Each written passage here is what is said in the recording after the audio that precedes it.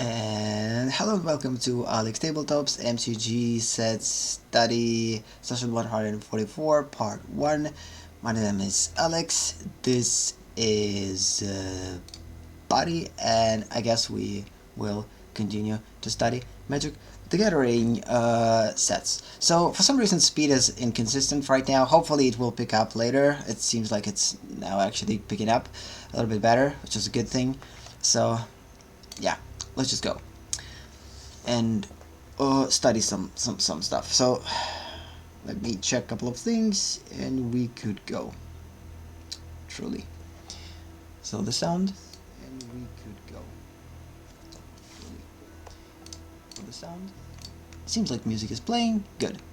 So again, at some point speed might drop. Like, I don't know why it's happening at this point. Hopefully it's not going to continue for a long time. But it's actually truly doesn't matter because this is the type of stream that no one else usually is watching. So even if it will drop speed, I'm not going to restart the stream just because we have some speed drops. At some point they will become consistent once everything is right. Because again, I'm streaming on a most reliable server when it comes down to speed. Sometimes it drops speed if something happens, but regardless.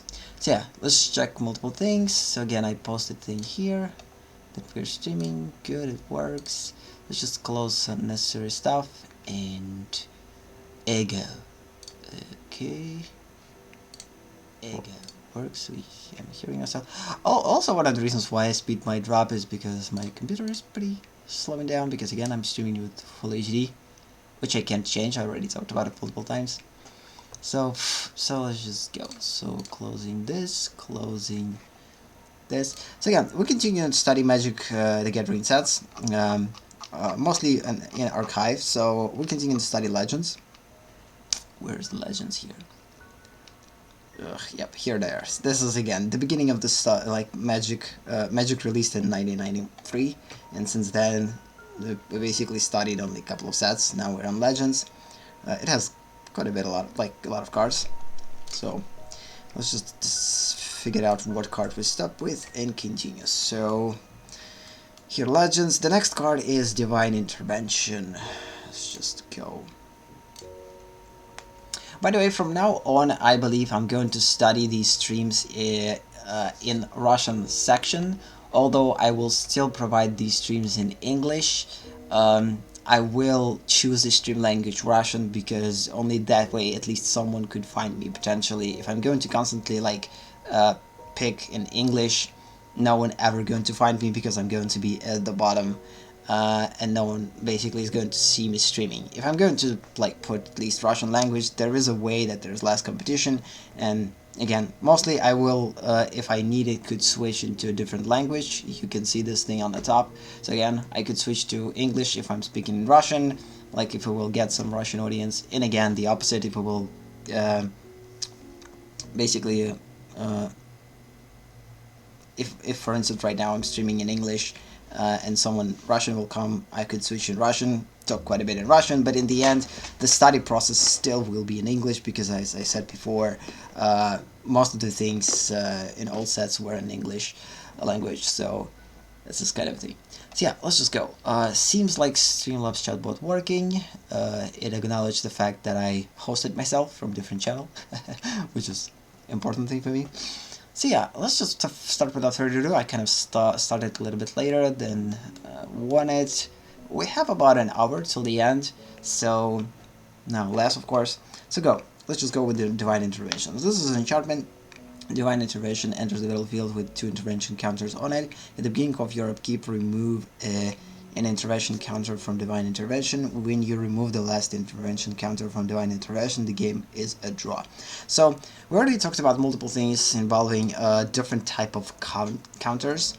So in this particular instance, Divine Intervention produces its own type of counters, and these type of counters behave themselves in a way that describes how these counters are working. So let's just get back to our regular. Let's close this.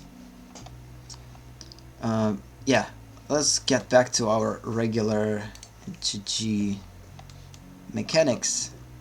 Find counters there, which we have definitely somewhere at the beginning, I believe.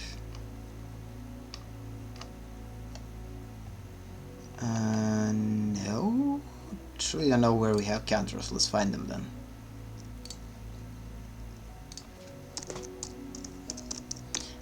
Let's find charge counters because this is just easier. Charge counters. Okay, let's just press charge. So charge counters, this is it. So yeah, at the beginning of the mechanic, so again, we already established like multiple types of counters. We have loyalty counters, which is basically something that works on planeswalkers and they work a specific way. We have a cage counters. By the way, in terms of the loyalty counters, one of the things that was added is the removal of counters. Not necessarily added, usually this is the last ability. Planeswalker in the game, hero, ally, counters that used to track the loyalty of a planeswalker, loyalty exclusively connected to planeswalker cards and are added or removed to activate loyalty abilities. Yeah, so this is actually already established. Good. So again, they could be removed and they could be added. So again, we have cage counters, which is the most probably most common counter that Magic has. It's pretty cool. Finally, my chatbot actually works. This is perfect. It actually acknowledged the fact on my Discord channel that I am streaming Magic. Although it's pretty weird, it has acknowledged the fact that I am as Alex Connect streaming Magic, because again, although notifications are coming from AleksTabletops, but again, it's still me, regardless of that. So it actually shows that I'm streaming, which is pretty cool, and it set a specific role for me as a streamer while I'm streaming, which is pretty awesome. I wanted to make this thing happen for the Discord board, but it didn't work. Now it works. It's pretty cool. Super happy about it. Yeah, I'm distracting myself. So let's just start to structure cells. So again, we have a pretty good speed drop. Hopefully it's not going to result in any kind of problem, but even if it is, it doesn't matter. This type of studying is quite boring. I understand that. Again, mostly I'm doing this for multiple reasons. I talked about it multiple times. First one is, of course, study all magic sets in order to learn how to create my own stuff, and later at some point when I will be prepared to create something like this. I have a couple of games already developed in a pretty raw stages. They're pretty bad still. They don't have any visuals, like just general mechanics and general strategy. One of them is almost finished. The other one is kind of super raw, but it has a lot of potential, and a couple of them are on a concept stages. Like only theme and general mechanics are established, but nothing was tested yet. Only one basically is tested pretty well, and it actually works pretty interesting and creates a pretty interesting experience. And once I will decide to create my own stuff, this is going to be the first game that I will start with, and we're also going to stream this game here on AleksTabletops, like how I'm creating it, which is actually going to be super cool, hopefully. And it will connect the creative part of me as an artist and like the I would say like card game enthusiast as a hobby thing. I don't know. It will connect both things together, and it will be super cool. Hopefully we will get there sooner than later. So yeah, so again, cage counters, this is pretty like commonly used thing too. Charge counters most used quite often too. So let's just add additional type of counter by duplicating this one and try to figure out what this type of counter that we're working with, like intervention counter, is. So usually since all of these counters work pretty similar, so again, you have to, like at the beginning of each, for instance, upkeep, you put a certain amount of counter on card or a creature, or basically, and then either it enters the battlefield with additional counters, then you will be able to place it with additional price and then remove it, and based on the amount of counters removed, you could perform a certain amount of action. So intervention counters, I believe, work pretty similar, so let's just dive into it. So enters the battlefield with two intervention counters on it. So first thing that we could establish right away from the get-go, that intervention counters getting put on or put on a card only upon entering the battlefield. Enters the battlefield with two intervention counters on it. So basically, card enters the battlefield with X. Let's just again try to generalize things. Enters the battlefield with X interaction counters on it. So this is kind of a basic ability that works like how this counter actually getting created. So this is kind of a start for the counter. But anyway, kind of want to test one thing. Wait a minute. So let me check one thing quickly. So kind of want to search for Magic the Gathering, add a filter. Is there a language filter here? Yeah, there is a language filter here. I just want to see if I see myself. Yeah, I'm seeing myself. So again, this is what I'm talking about. Like, there's not that many Russian streamers actually streaming in Magic category. Like 1, 2, 3, 4, 5, 6, 7, and I'm one of them. So it's much more likely that people will see me doing this. Maybe at least will be interested in what I'm doing, and peek into what I'm doing and get interest in it. But if I will sort by an English category, or just not without sorting at all, I'm not going to see myself for probably like ever. Like I'm scrolling, I'm still scrolling, and here I am. So again, there's so many streamers that there's just no one ever going to pick up and no one ever going to find us here. So again, because of this, I decide that I'm going to stream in Russian category, because again, in the end, I'm Russian. So like, even though streams are in English, like, it would be awesome to find an audience in Russian segment, and then this Russian segment will help us to extend this audience into a more people by targeting an English audience too. But Russian audience hopefully will help me to get there. This is basically the idea why I'm deciding to set in a Russian category for this stream, although this is a completely English stream, mostly. Again, I will switch to Russian only if people will come and ask me for it. So again, on the top we have a description, this stream, and Bruce write in chat, and I will switch to English if I'm speaking in Russian. And of course, in Russian it's basically the same, but I'm going to switch in Russian if people will come and want me to switch in Russian to Russian. Regardless, so yeah, today I'm super all over the place, so let's just continue. So because I have a lot of work to do today, actually, so I kind of want to finish with this as quickly as possible, so my brain is not necessarily focused on this, I'm focused on work stuff. So anyway, so card enters the battlefield with X intervention counters on it. So let's just establish what it does besides that. So after that, how the counters will behave then after. So at the beginning of your upkeep, remove an intervention counter from the divine intervention. So here we have how it acts. So the action is at the beginning of your upkeep, remove an interaction counter from a divine intervention. So this is probably the way that these counters work.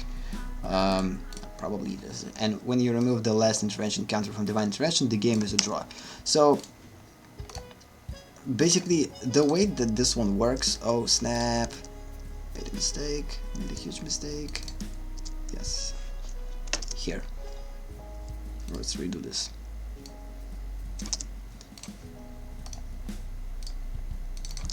And again, divine intervention not necessarily works with the draw. The game is draw or whatever. It works with any type of result of the game. I believe it's just like we could change this final thing with divine intervention, but trying to keep how it works. So again, if we're going to translate divine intervention in Russian, oh come on, damn it, I closed it unfortunately, so I had to reopen it again. Wait a minute. So again, today so open in a new tab, close the tab, duplicate a tab,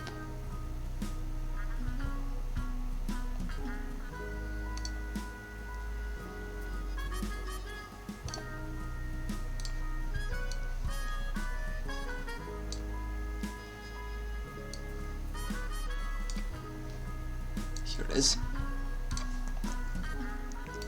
So divine intervention, yeah, so basically this is some type of intervention or interference that could be implemented in the game. So also let's duplicate our other tabs that I closed for weird reason. So again, we're working with divine intervention here. What else we're interested in here? And the other thing that we're interested in is let's just bookmarks this, hide bookmarks to not distract ourselves with them, find the set that we're working with, again legends here, and continue.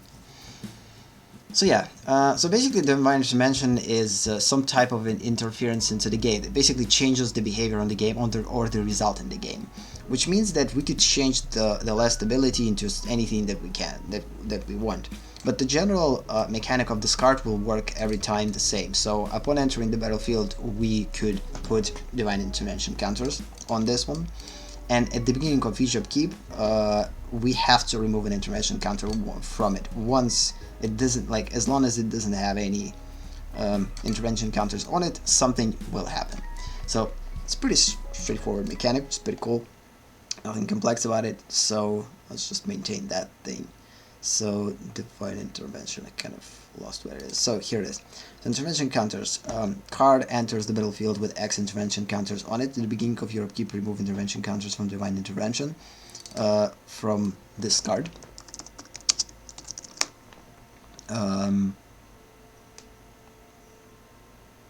Because again, the intervention counters, this is the general name for it, basically creates a certain type of intervention, then completely scratches the original state of the game into something different. When you remove the last intervention counter from divine intervention from this card, the game is draw. So one thing that we'll add into specification, we're going to change this thing.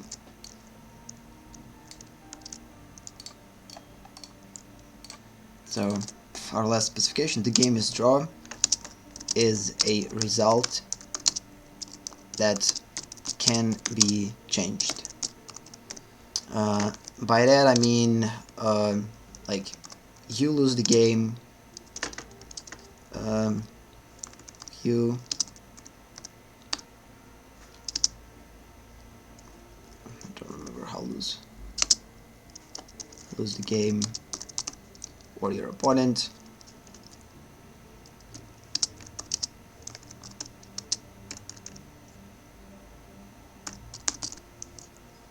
lose the game. Don't believe that lose actually with additional U. No, it's actually fine. And loss is just loss. Lose. No, actually. Loose. Lose. Yeah, I guess lose is, Lose. yeah, the right one. Again, learning English is kind of the second reason why I'm doing this. It will help me to learn English a little bit better. So the game is draw. It is a result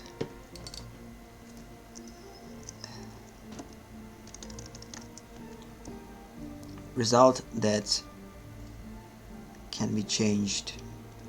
So yeah, the game as draw is nothing but just a result that can be changed. You or your opponent lose the game, or even instead of a result. I don't believe that we could add anything instead of the result, because if we're going to change any type of resolution in here, it will force us to change the behavior on the intervention counter, and probably will be called a different type of counter. So in order to keep it an intervention counter, we have to maintain the result, which will result into a game change. Can be changed, but it has to be a game changer or interrupter or closer. It basically means that this card has to result in something drastic that will completely change the board state, or it will end the game, which just basically means that it could behave as a game closer. So yeah, this is it for that minor intervention. Sorry about that. Continue. So continue.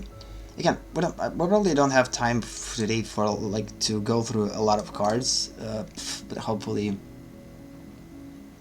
I will do my best to do this.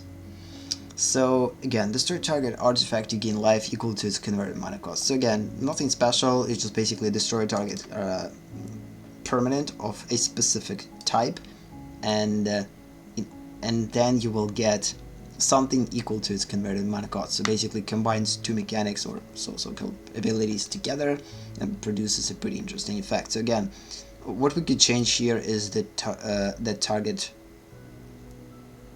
type. Also, we could change what we will get from it, and based on what we're gonna get it. So again, we could change instead of life, you will draw a certain amount of cards equal to the current mana cost, etc. So again, there's multiple ways how we could work with it. But in general, this is nothing special. This is actually a pretty generic ability. It's just combined multiple things together, and we already covered every type of destroy abilities, gain life abilities, and based on converted mana cost abilities, or any type of thing that involves card specifications. So because of this, it probably doesn't need to be covered at all. So next one is enchanted creature gets +3/+3, just a regular kind of permanent buff. Skipping next one, enchanted creature for 0, enchanted creature becomes the color or colors of your choice. Activate this ability only once each turn.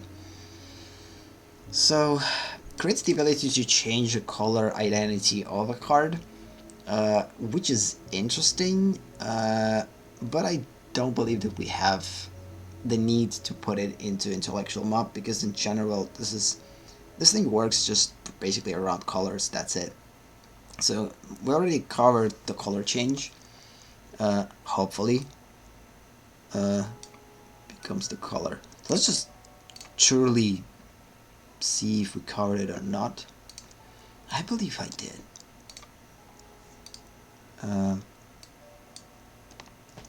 Color change. Let's try to search for something. Maybe change color. Color type of your choice.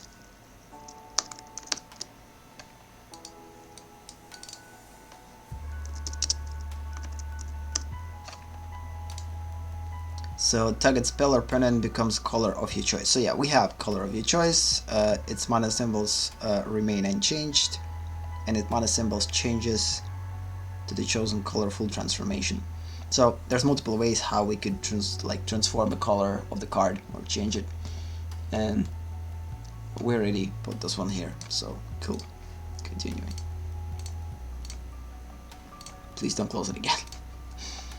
So, and again, the only difference is in here that this is enchantment, and we could activate this ability only a specific in specific time and in a specific part of the turn, only once each turn, maybe in this particular instance. So again, this is just creates a restriction when exactly we can do this. So enchant creature becomes the color of colors. Oh yeah, so again, we could switch multiple things here, which is cool. Creature board. Instant. So next, creature board. So one or more target creatures become red until end of the turn. So again, color identity change, or just color change. Again, this is still a thing in question.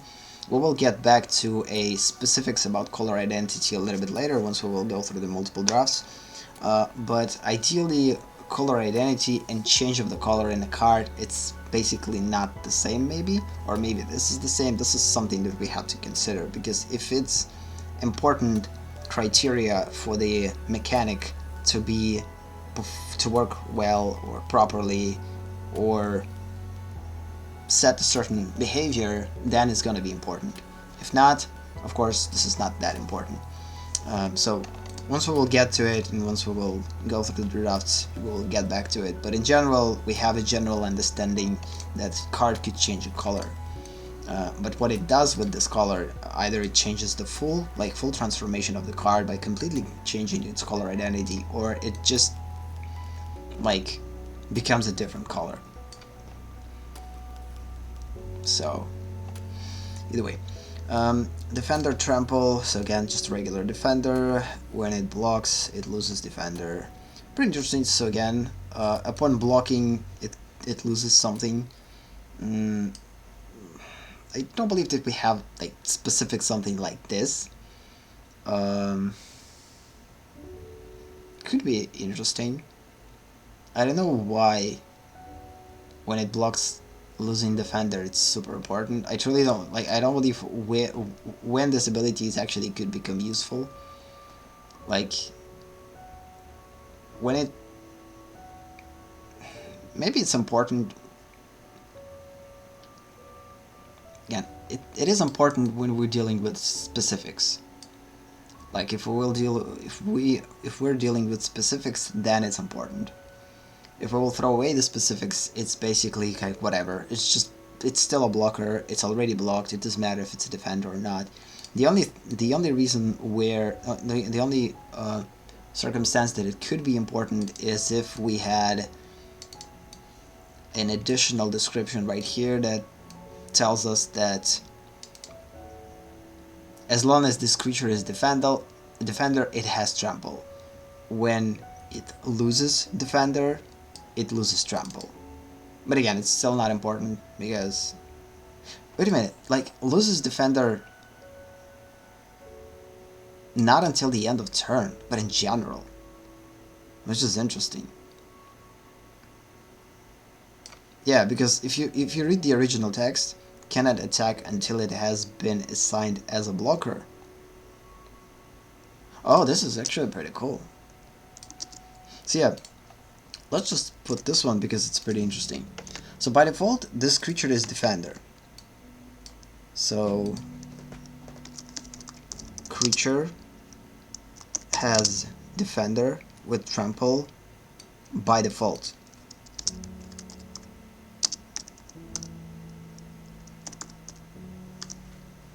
By default. But when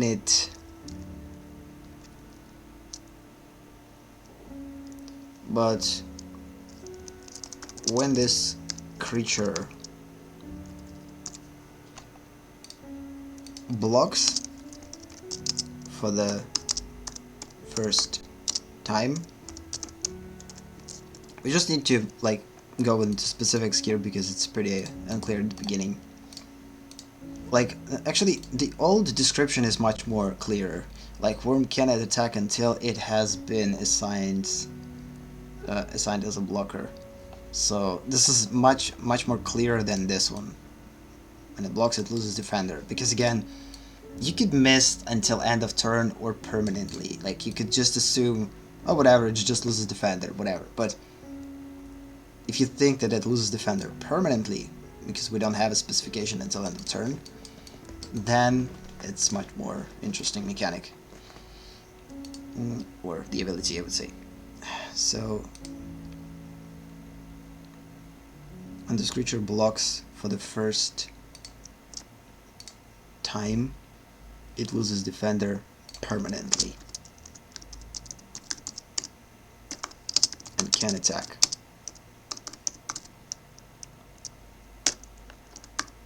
Which makes this one actually pretty cool. That's the reason why I put it in here. What else we could think? Like, let's just think what we could add as a specification here. So basically, what I would get out of this is card has a certain restriction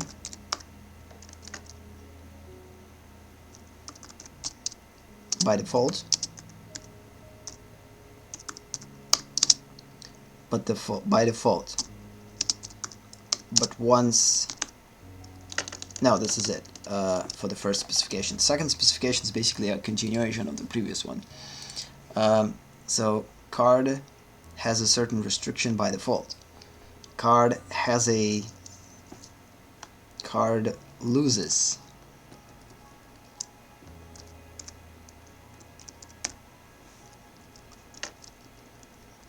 this restriction once a certain action is performed. The type of action that could be performed could be anything. It could be directly involving this card. So the third specification, action performed by the card. Just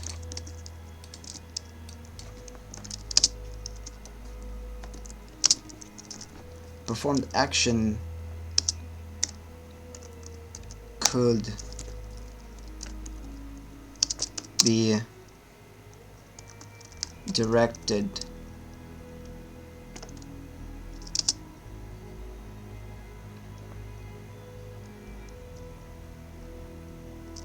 could be tied to the card itself, which our example. So it tied to the specific card action. Let's card action like block, attack, and whatever. Like physical action, I would say. No, let's just establish just card action. This card action. Performed action could be tied to the card itself, this card action, or could be tied to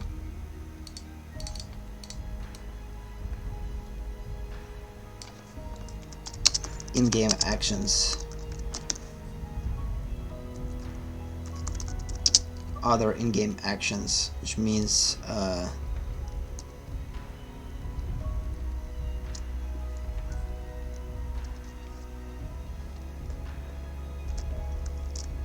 outside of this card. It's weirdly phrased, it's probably in proper English, but it doesn't matter. As I said before, the only thing that is important for me here is to make them understandable and clear for me personally. So I will understand it once I will read it later.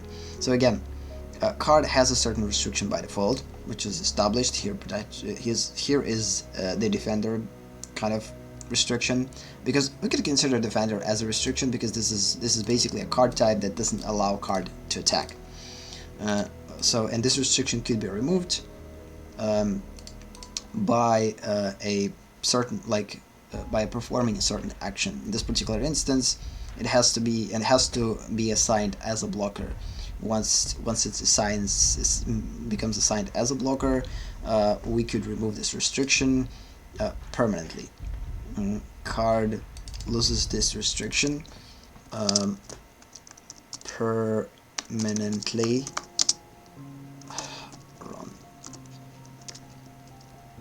or temporary. So in our instance, with a defender, only permanent solution will work. Yeah, truly only permanent solution will work. But if we will change the defender, even temporary solution could work. Temporary, permanently or temporarily, once a certain action is performed. So the next one is performed action could be tied to the card itself, this card action. So again, it has to be blocked, or it has to block, or has to attack, or it has to be blocked upon attacking, or whatever. So again, it could basically remove those. We could remove those restrictions, or could be tied to other in-game actions outside of this card. So again, whenever a player casts a spell, or like specific spell, or puts a specific card into play. So again, we could put anything in here. So let's just continue. Next one. Elder Spawn. At the beginning of your upkeep, unless you sacrifice an island, sacrifice Elder Spawn, and it deals 6 damage to you. Elder Spawn can't be blocked by red creatures. Stink. At the beginning of your upkeep, unless you sacrifice an island, sacrifice this one, and it deals damage to you. So this is actually a behavior of a demon. Usually demons behave this way. We already established the behavior of the demons, I believe. So this spawn actually works pretty similar to a demon. So we have to sacrifice a land in order to keep this card in play. And if we can't sacrifice a land of specific type, in this particular instance an island, we have to sacrifice it, and we also will lose 6 life.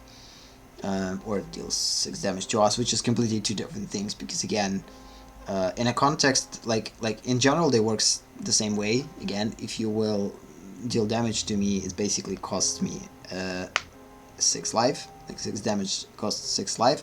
But Magic has a lot of unique circumstances that could change this de facto. Like, I mean, we could prevent certain amount of damage. That means that we're not going to lose this life. Life. If card reads you have to lose 6 life, it's not the same as accepting 6 damage. Just as a general rule of Magic, if you're not familiar with it. So, Elder Spawn can be blocked by red creatures, which is again kind of creates a pretty interesting restriction from the opponent's side. If opponent has red creatures, we could attack. It's pretty cool without a blocker. Yeah, nothing special, just a regular combination, kind of works like a demon. One thing though that we could establish, like what I talked about, like dealing damage and accepting and losing life, it's not the same, but this is something that we could come up with a little bit later, like as a general thing. I don't know, I truly don't even know where exactly we need to put it in here. Let's just put it in here, just while I remember it. Losing life.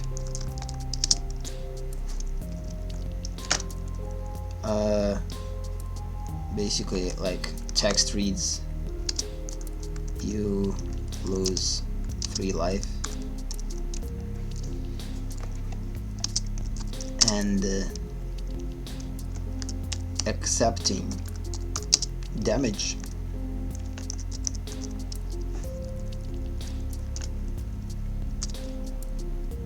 Accepting damage. You dealt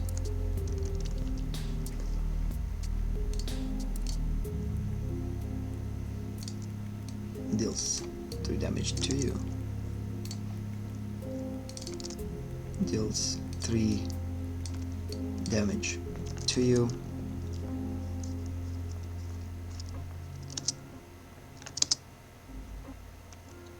Are not the same.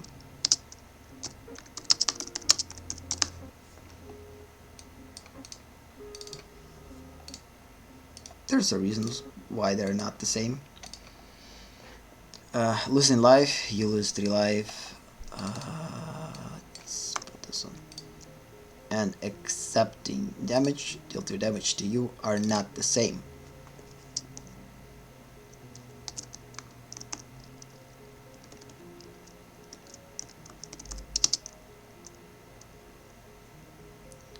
Because we could have an immunity to damage. It will not work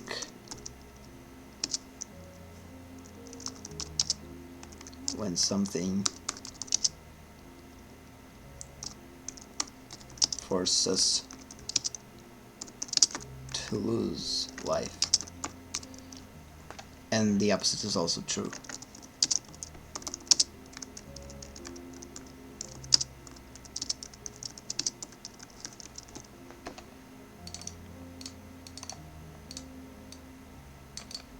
So yeah, kind of a cool thing. So again, because we could have an immunity to damage that will not work. For instance, like if we have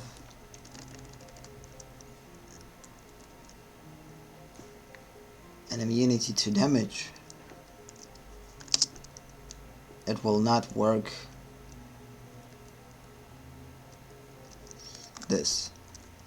This will not work when something forces us to lose life. The opposite is also true. So yeah, I guess this is it here. Continuing. It's quite important info. So we have about 15 minutes left. plus minus. So let's just go through as many cards as possible because today's session is pretty slow. Again, I'm pretty tired. Kind of overloaded with work at this point, so right after I will finish this one, I will go and work on stuff, art-related stuff. So, one thing that I'm happy about is the fact that like chatbot works with this ability of assigning a streamer, which is awesome. Still need to work on how it behaves though, because it kind of creates a double notification with this kind of, which is weird. I need to work on it. Slowly working kind of when I have free time on making my Discord channel a little bit more automated with a Daisy chatbot, but she is gonna be available only when I'm online, so she's not necessarily going to be 24/7.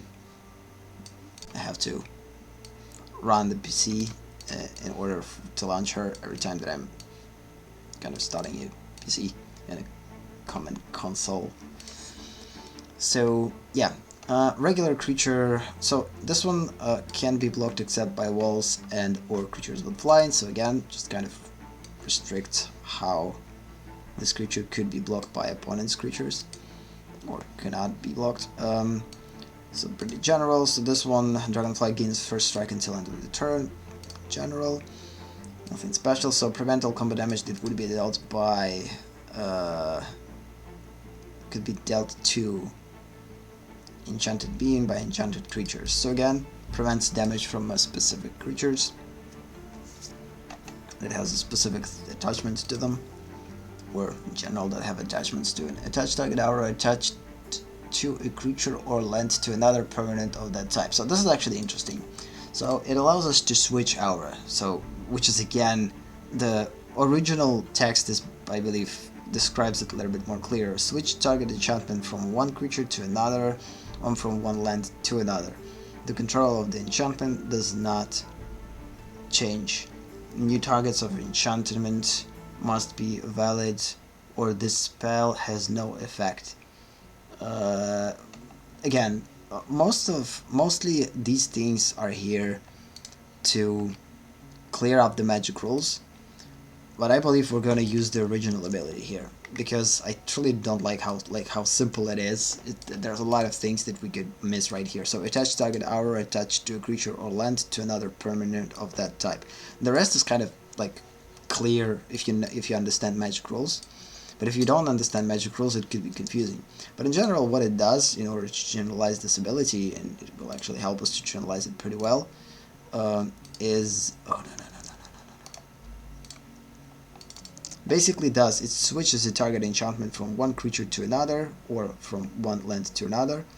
The rest is the specifications that will help us to establish rules later that we could use in Magic. So the control of the enchantment doesn't change. This is the first specification, which is pretty cool. We don't have to think about it. Magic already does it for us, which is cool. And new target of enchantment must be valid or the spell has no effect. And then I also have another specification. Snap. My keyboard has lost its orientation in space. Treat this as if the enchantment had just been cast on the new target. I don't know why it's important here.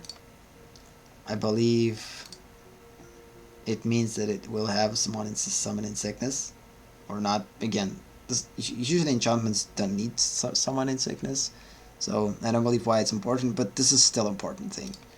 So switch target enchantment from one target to another or from one land to another, which is exactly what this mechanic this ability is doing. And like this text that it attached target aura attached to a creature or land to another permanent of that type is again, the only thing is like that type kind of confuses a bit. To another permanent of that type. Creature. That type, it means to another land or to another creature. Okay, understood. And of course we could switch like creature or land could be anything. For specification, creature or land could be snap. Sorry about that. Kind of sneezed. Also could be anything. Ugh.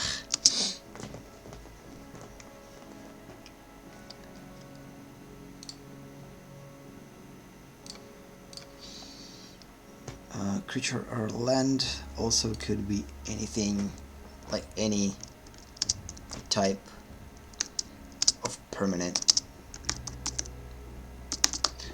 Usually you're not placing aura on artifacts, on other enchantments or whatever, but in this instance, by the way, this is an aura, yes?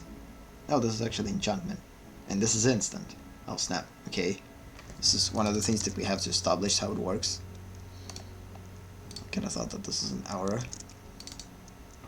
So card is instant, and this instant allows us to switch target enchantment from one creature to another, or from one land to another. The controller of the enchantment does not change, which means that we could switch any type of target enchantments.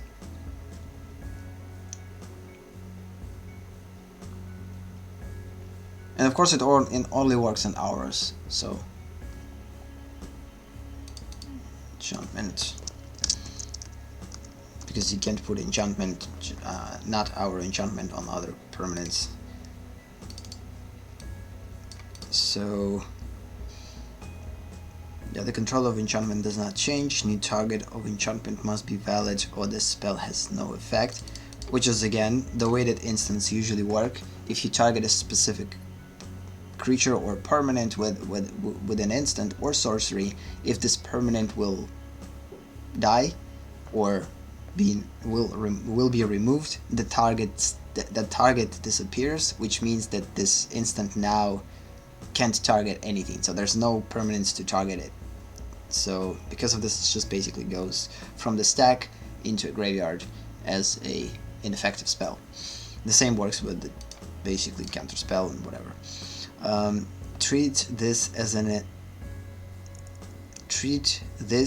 as if the enchantment had just been cast on the new target.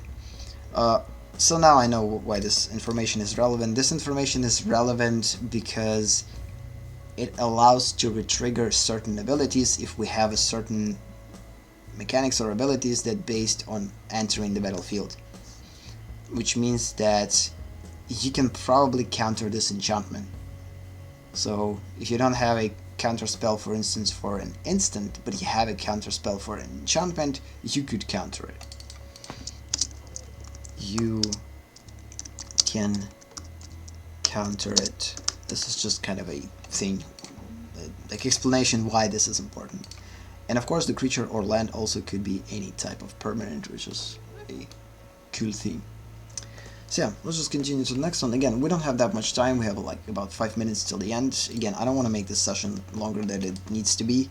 I'm pretty tired. I have a lot of things to do, so kind of work at this point. I'm truly in a pretty, I don't know, like kind of a work regime. I don't even have time to stream creative streams outside of my like work stuff. So like hopefully tomorrow is gonna be the day to get back to a unscheduled streams in my Alex Connects Twitch, but it might not happen. So yeah, let me check one thing here. Oh, so apparently when we dropped speed, we also stopped, or not. No, it's actually, I'm still retranslating myself on my original channel, on my creative channel, which is the whole idea. So, continuing. Top target untapped creature you control. If you do, add an amount of wastes, this type of land called waste, if I remember properly. Pustosh in Russian. equal to that creature's converted mana cost. So again, this one allows to tap untapped creature you control, which is again, we talked about tapping creatures in general. Usually we're tapping and forcing other creatures not to untap in order to postpone their attack for 1 or 2 turns. But here we're tapping our untapped creature, and as a result we're getting mana equal to that creature's converted mana cost. So this is actually pretty interesting mana generating ability. Like in general, nothing special about it, but let's just put it in here because I see potential in it. I see something in it though, and although we could skip it, I still see some potential in it. So let's just try to get this potential out of here. So tap target untapped creature you control. If you do, add an amount of colorless mana equal to the creature's converted mana cost. So I guess the only thing that I will add in specifics, like where I see potential. So usually you use negative effects such as tap to let's call it a force tap. Force tap because again, attacking this is not necessarily a negative effect, but it produces a negative effect for the card because now this card is not able to block. That's where vigilance is important. So usually you use negative effects such as forced tap, which is again forces card to tap to slow down the opponent.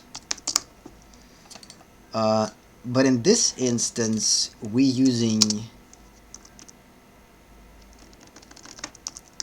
here, we're using a negative effect on ourselves, on our cards,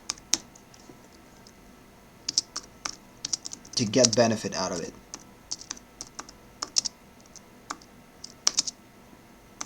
So this is basically the reason why it's important, like why I see potential in it. Like in general, the mechanic itself is pretty simple. So again, you just tap your own creature and you will get mana equal to its converted mana cost. Nothing super special about it. I mean, you just work with converted mana cost stuff, which we covered. You add with converting resources. Basically, this card, the only thing that card does is basically converts the resources, like the actions into resources. Which is basically what we explain here. Like here we're using a negative effect on our card to get benefit out of it. So like action into resource conversion.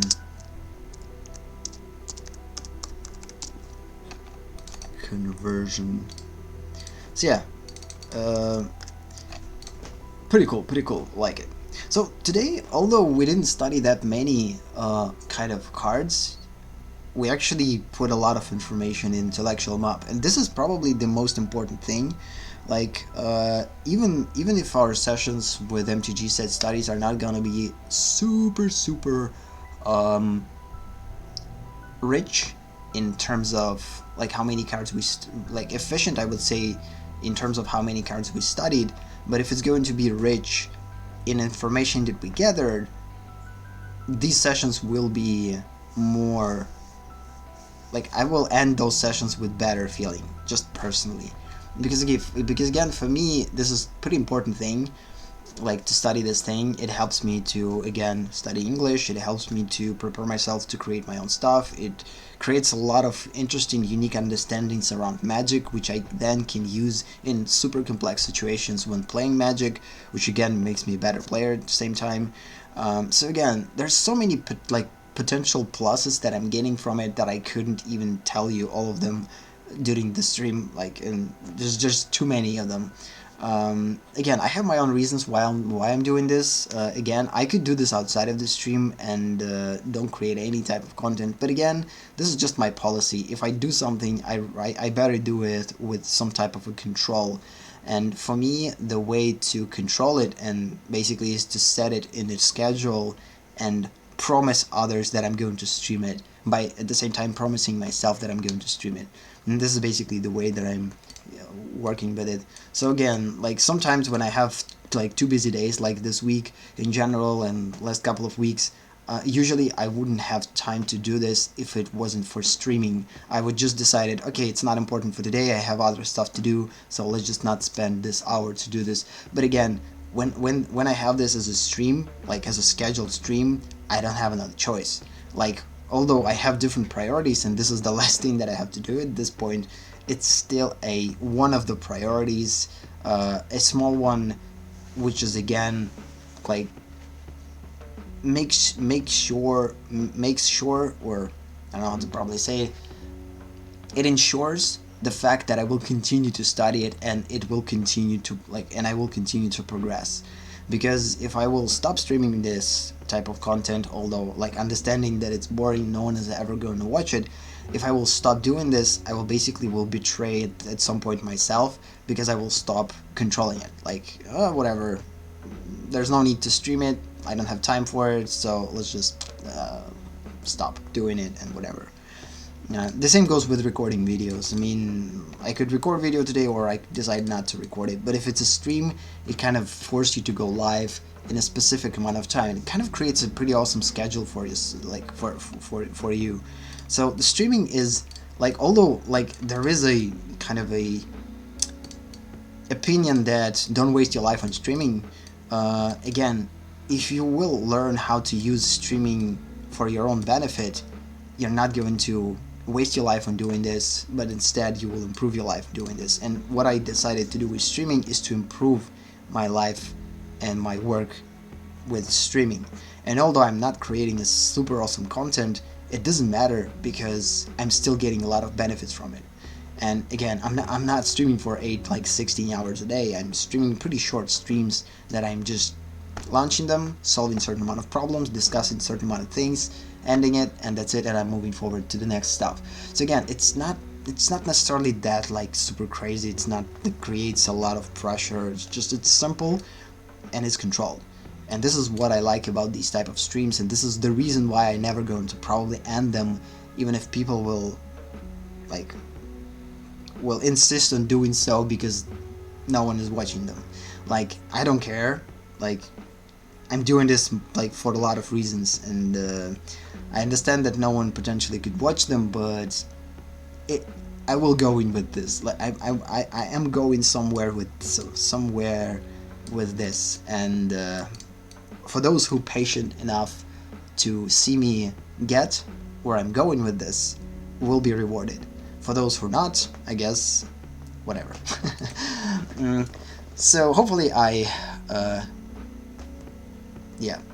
said what I wanted. So the last thing that we will do is find the card that we're gonna stop with, and we will continue in the second part of this session, which is going to be this Friday, if nothing will change.